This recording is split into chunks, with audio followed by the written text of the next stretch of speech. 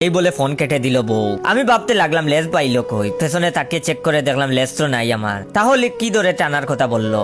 অনেক মাথা খাটিয়ে বুঝলাম আমার লেজ আসলে যাই হোক, বাধ্য হয়ে একটা সোনো পাউডার মেখে রওনা দিলাম শ্বশুর বাড়ি।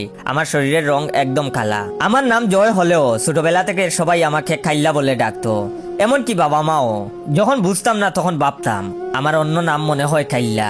মানুষের তো দুইটা নাম থাকতেই পারে, কিন্তু যখন বুঝ হলো তখন দেখলাম ওটা আমার নাম না, আমার গায়ের রং কালো, এই দেখে ওই নামেই ডাকে। এক সময় অনেক কষ্ট হতো, বিশেষ করে যখন মা বাবা খাইল্লা বলে ডাকতো।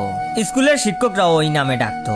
সৃষ্টিকর্তার উপর তখন রাগ হতো, আমাকে এত কালা কেন বানিয়েছে, এর চেয়ে জন্মের সাথে সাথে মরে গেলেই তো হয়তো ভালো হতো। তারপর আস্তে আস্তে এগুলোর সাথে অভ্যস্ত হয়ে গেলাম। জয় নামটা শুধু সার্টিফিকেটে আর আইডি কার্ডেই শোভা পেল, সবার কাছে কাইল্লা হয়েই রয়ে গেলাম। আমিও মেনে নিলাম, হতে পারে কালা হওয়া অন্যায়, তাই শাস্তি হিসেবে সবাই আমাকে এই নাম দিয়েছে। কয়েকবার ভেবেছিলাম